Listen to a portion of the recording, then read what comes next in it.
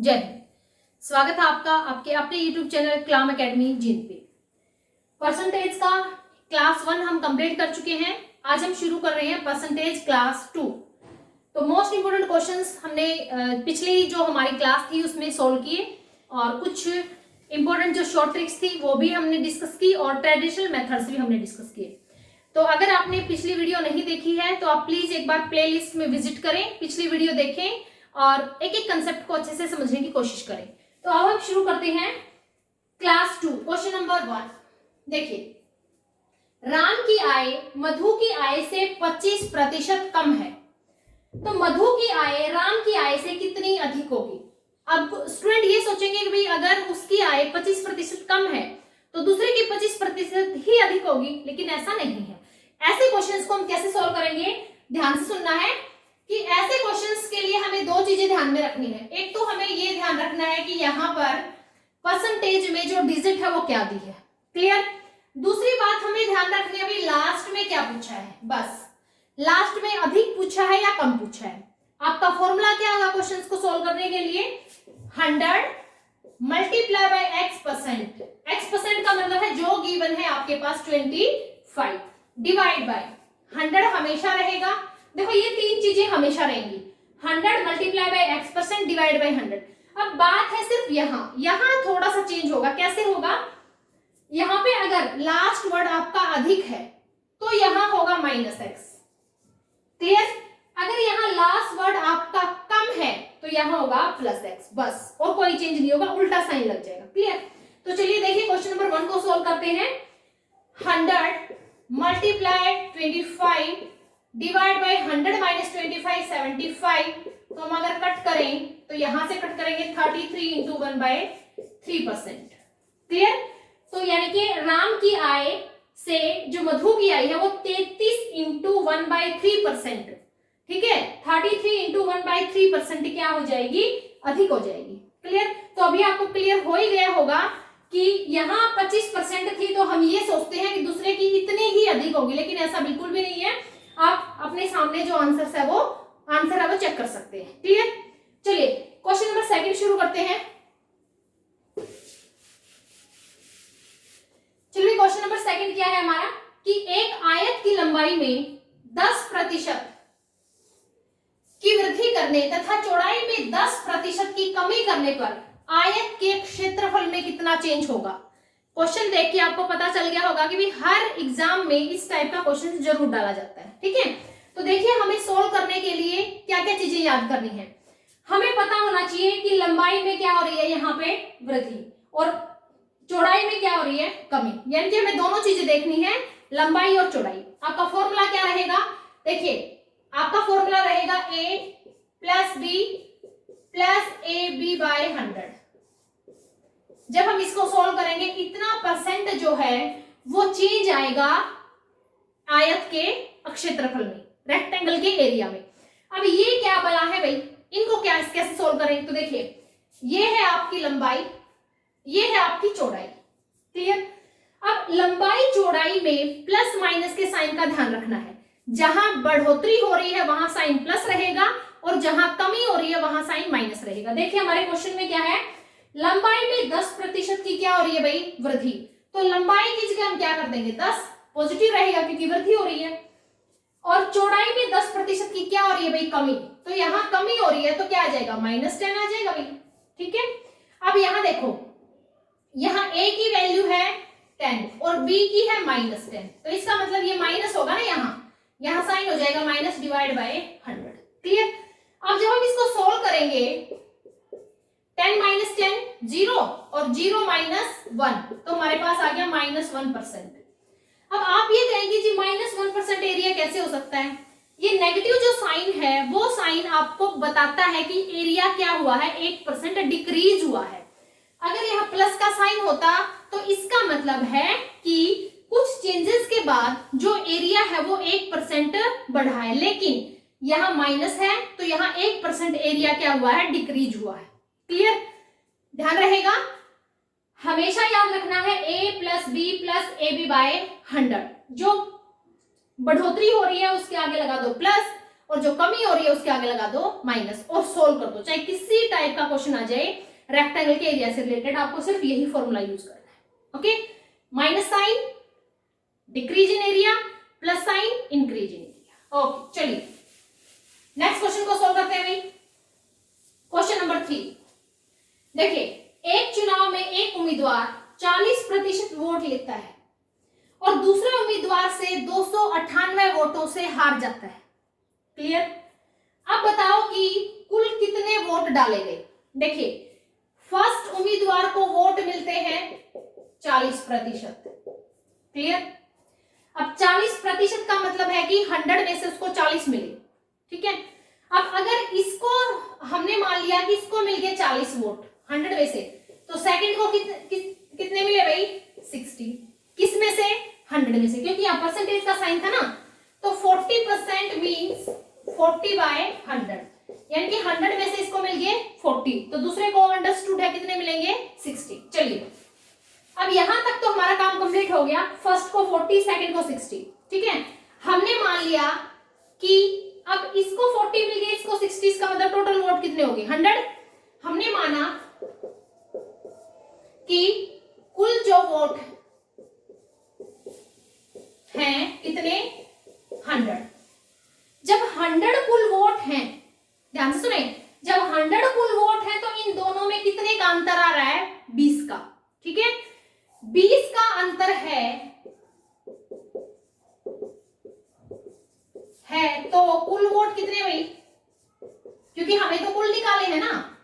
कुल vote is equal to कितने है भाई? 100 है। ठीक है, 20 का अंतर है तो कुल वोट है 100। 1 का अंतर है तो कुल वोट कितने हो जाएंगे? 100/20। Now we are using unitary method, एकीक नियम।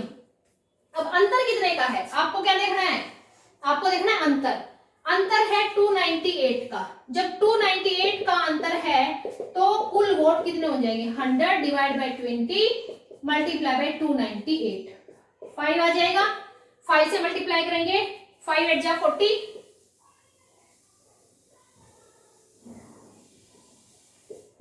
यानी कि 1490। तो टोटल वोट कितने थे? 1490। ध्यान से देख लें क्वेश्चंस को कैसे सोल्व किया। ठीक है, एक एक क्वेश्चन को ध्यान से देखें क्योंकि सभी क्वेश्चन किसी भी एग्जाम के लिए मोस्ट इंपोर्टेंट है। चलिए नेक्स्ट क्वेश्चन सोल्व करते हैं। नेक्स्ट जो दोनों क्वेश्चंस है, क्वेश्चन नंबर 4 और क्वेश्चन नंबर 5, दोनों इंपॉर्टेंट हैं और दोनों को सोल्व करने के लिए हम एक मेथड अप्लाई करेंगे, उसी में से दूसरे का मेथड निकालेंगे। ठीक है, एक शहर की वर्तमान जनसंख्या 28,880 है। 2 वर्ष पहले की जनसंख्या और यदि जनसंख्या 5% दर से कम हो रही है तो बताओ कि 2 वर्ष पहले कितनी थी। ठीक है, चलिए क्या क्या चीजें गिवन है हमारे पास है? वर्तमान जनसंख्या कितनी है? 28,880। ठीक है भाई, उसके बाद किस रेट से कम हो रही है जनसंख्या? 5%। ठीक है, 5% दर से कम हो रही है।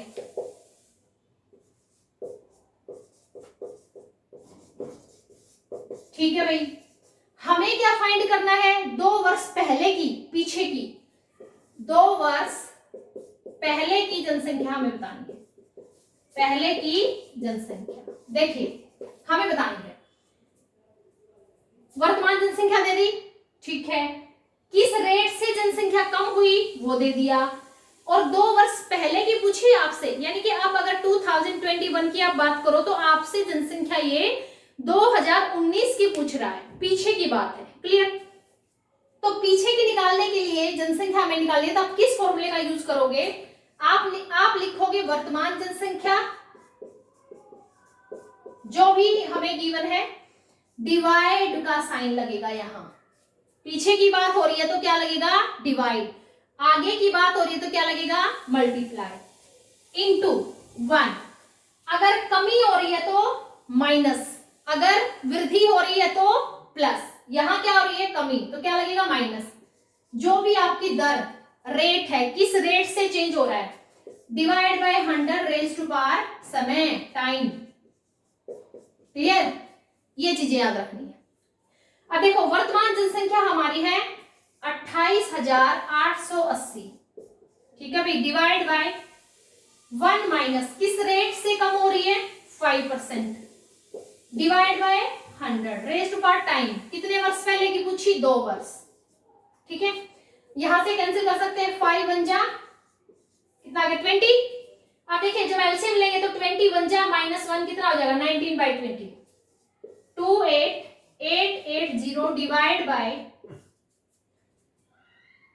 19/20 और 2 रेज़ टू पावर है तो 2 बार मल्टीप्लाई करना है सीधा। अब देखो यहां साइन किसका है डिवाइड का, हमें किस में चेंज करना है मल्टीप्लाई में, कर दो भाई, मल्टीप्लाई में कर दिया। यहां पावर 2 है तो इसको किस में चेंज करोगे, रेसिप्रोकल होगा ना, तो 20/19 और 20/19 कितनी बार 2 बार। अच्छा हम इनको कैंसिल करेंगे तो 2 दूनी 4 400, यहां से करीब करीब हमारा 32,000 आ जाएगा। क्लियर, क्या आ जाएगा 32,000, यानी कि 32,000 वो जनसंख्या थी 2 साल पहले कि वो 5% की रेट से जनसंख्या घट रही है, तो अब वर्तमान जनसंख्या कितनी रहेगी 28,880, कमी आ रही है, ठीक है। चलिए इसी तरह का एक नेक्स्ट क्वेश्चन और सॉल्व करते हैं। अब क्वेश्चन में थोड़ा सा चेंज है, क्या चेंज है देखिए, अब वर्तमान जनसंख्या जो है, इसको मैं रब कर रही हूं, थोड़ा सा चेंज है बस, ज्यादा नहीं है। देखिए वर्तमान जनसंख्या हमारी है 1000, लिख दे, ठीक है भाई लिख दिया। अब जनसंख्या जो है वो 10% वार्षिक दर से क्या हो रही है, बढ़ रही है, 10% दर से क्या हो रही है, बढ़ रही है, ठीक है भाई, ये भी हमने रख दिया। अब हमें बताना है कि अब बताओ 2 वर्ष बाद, 2 वर्ष पहले नहीं 2 वर्ष बाद, यानी कि आफ्टर 2 ईयर, 2021 की अगर बात कर रहे हैं तो ये हमसे 2023 की जनसंख्या पूछ रहा है, ठीक है। तो चलिए वर्तमान जनसंख्या सेम फॉर्मूला अप्लाई करेंगे, बस थोड़ा सा जो चेंज है वो करते जाएंगे। वर्तमान जनसंख्या, क्योंकि बात हो रही है आफ्टर की, तो बाद में तो जनसंख्या ऐड होगी ना, ज्यादा होगी, तो इसके लिए क्या करेंगे मल्टीप्लाई, और पीछे जाएगी तो कम होगी, इसका मतलब वहां क्या करेंगे डिवाइड, ठीक है। 1 क्योंकि जनसंख्या क्या हो रही है बढ़ रही है, तो क्या कर दोगे plus rate 10 divide by 100 raise to power time, time कितना है 2, वेरी सिंपल। तो वर्तमान जनसंख्या कितनी है 1000 रख दो, क्लियर। अब देखिए कितना आ गया 10 1 जा 10 और 1 11, 1000 मल्टीप्लाई बाय ये आ जाएगा हमारा 11/10, क्योंकि पावर 2 है तो कितनी बार मल्टीप्लाई होएगा 2 टाइम, 2 0 कैंसिल होगी, 11 11 जा 121 और 1 0 लग जाएगी, 1 2 1 और 1 0, क्लियर। यानी कि 2 साल बाद अगर जनसंख्या 10% की दर से बढ़ेगी तो जनसंख्या कितनी हो जाएगी 1210, क्लियर है। ओके चलिए आज हमने जितने क्वेश्चंस किए परसेंटेज से रिलेटेड वो बहुत ज्यादा इंपॉर्टेंट है। आप अपनी नोटबुक में हर एक क्वेश्चन को नोट करें, सॉल्व करके देखें, और अगर आपको कोई भी प्रॉब्लम है या इस टाइप की और वीडियो आप चाहते हैं तो आप नीचे कमेंट बॉक्स में कमेंट करके बताएं और देखें पूरी वीडियो को और अपनी नॉलेज को गेन करें। Thank you.